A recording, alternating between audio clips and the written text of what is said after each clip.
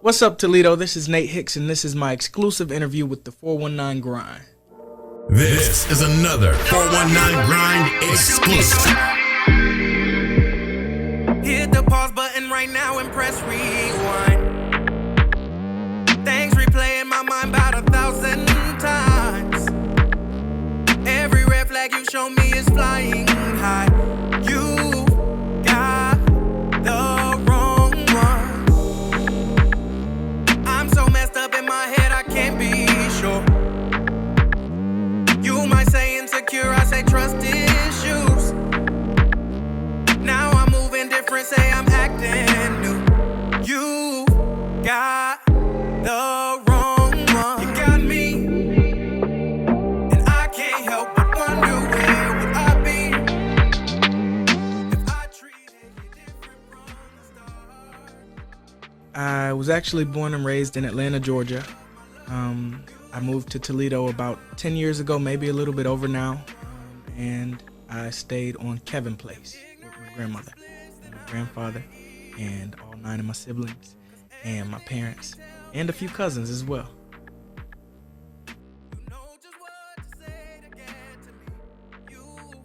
I actually realized I had the gift to sing in church, and that was about my 8th grade year going into freshman year of high school. And from there, I just kind of expanded my craft through church and also through participating in school talent shows and things like that, writing and performing.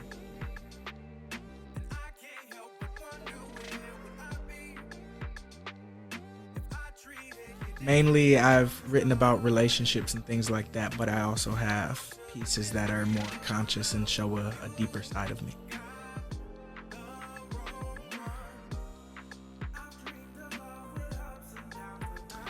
Comes to writing music, it's important to be truthful.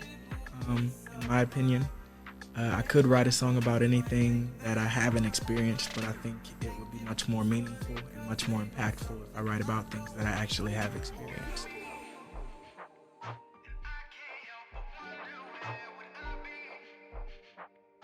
It's a great question. John Legend, I'll always give him props, just because I really admire his tone, his sound, and the way that he carries himself overall as an artist. Mali music has also been very impactful in shaping my sound, and the way that he carries himself as well. So those two I always say are my main two inspirations. But when it comes to technical level, a lot of the local musicians, just how they get creative with things really pushes me. I won't name any names because I don't want to leave anybody out, but it's a lot of people locally that actually influence me.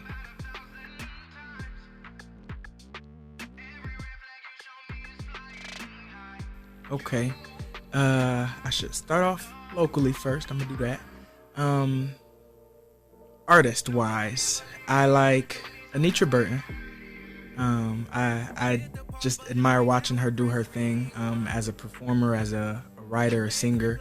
She does her thing. And I love that. Miko, I really like him. I actually only saw him perform live one time, and that was a dope experience. Who else? I've seen Marcus Liddell. That man has vocals, and he's doing his thing. Robert Arnett doing his thing. There's so many people. I don't want to leave anybody out, but there are plenty of singers, artists, and musicians alike that are really pouring into me just by doing them. Nationally, J. Cole. I love J. Cole. Lucky Day is working his way up my list. Again, so many people. I hate leaving people out, but I can go on and on and on.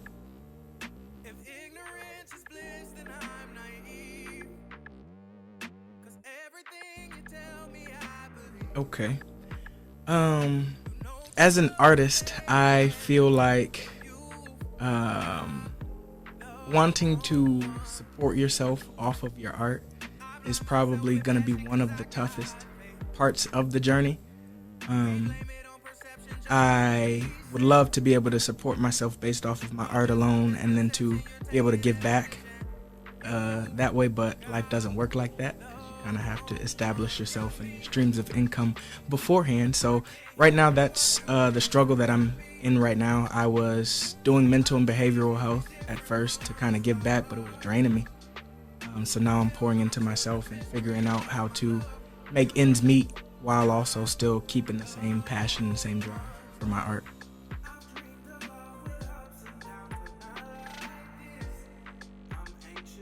I've been in Detroit a lot lately, and Detroit's been showing love. Different parts of Michigan, mainly in the Detroit area. I've been to Cleveland before, and that's pretty much it so far when it comes to like my R&B art. When it comes to gospel, I went to a convention in Atlanta, Florida, and I've just been singing with the church in that capacity.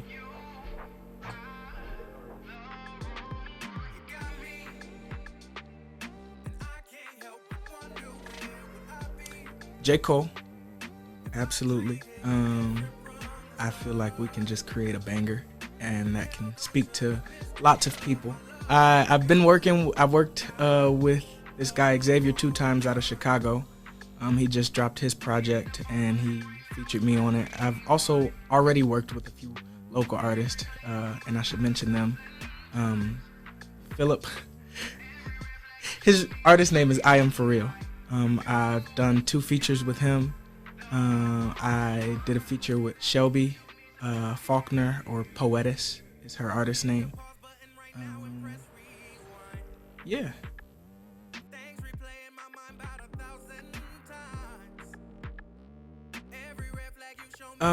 I've worked with a few producers. Arthur Chris Bishop, a young cat out of Toledo. He produced most of my first EP, and also a song on my second EP. I've also worked with a guy named Bruce out of Florida. I've also worked with my cousin. He's from Toledo, but he's currently in Atlanta. So when it comes to producers, you know, whenever I hear a fire beat, I definitely want to jump on it and use it. But I'm not necessarily pressed to have tracks from particular individuals, because when I write, it's mainly just me sitting down in a room by myself or with an instrument. So if I, come across a beat that fits some of my lyrics, or that I know I can formulate lyrics to, I'm all for it.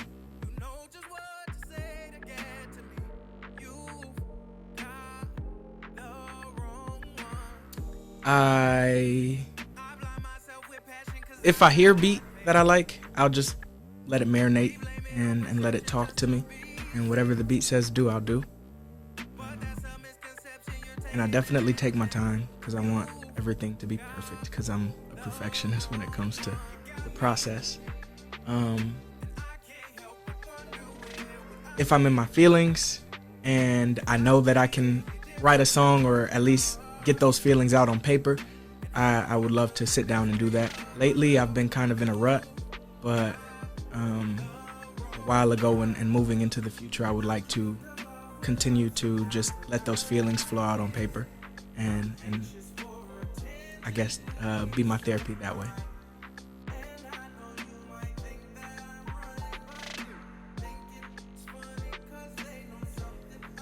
Younger artists that want to become writers, artists, producers, stay true to yourself. That's first and foremost.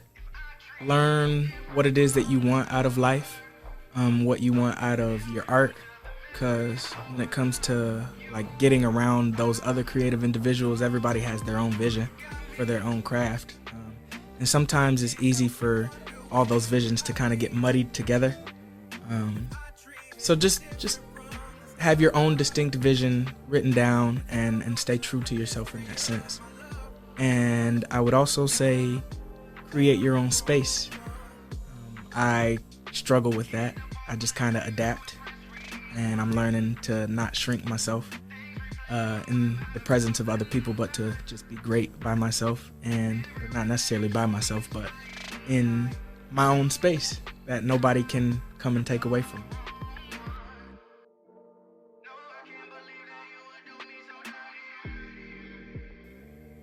Right now I'm mainly focused on creating more content and also get my face out there, performing in different cities and things like that before I drop another project.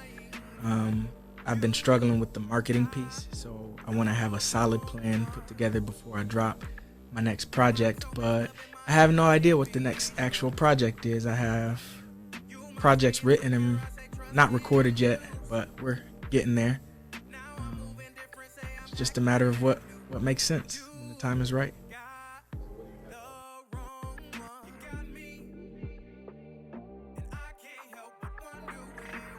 Right now I have out 2 EPs and a single.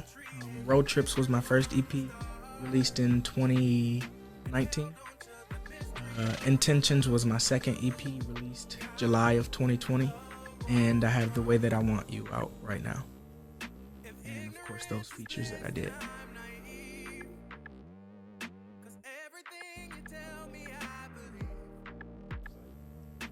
You can type in Nate Hicks on all social media, all streaming platforms, and if you see my face, it's more than likely me.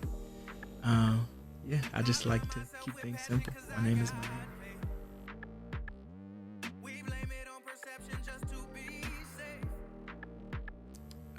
I forgot to mention my guy Brandon Momford, aka Sax B. I've done a few tracks with him as well.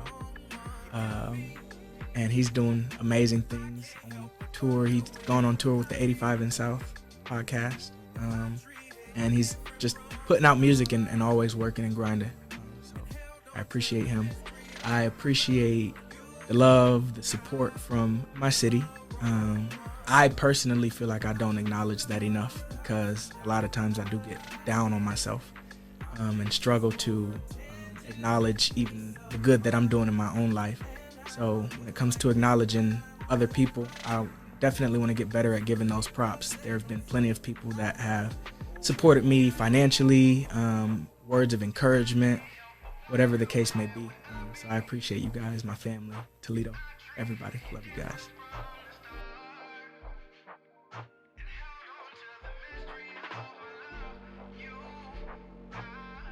That was my exclusive interview with the 419 Grind. Toledo, rep your city. Visit us online at the419grind.com.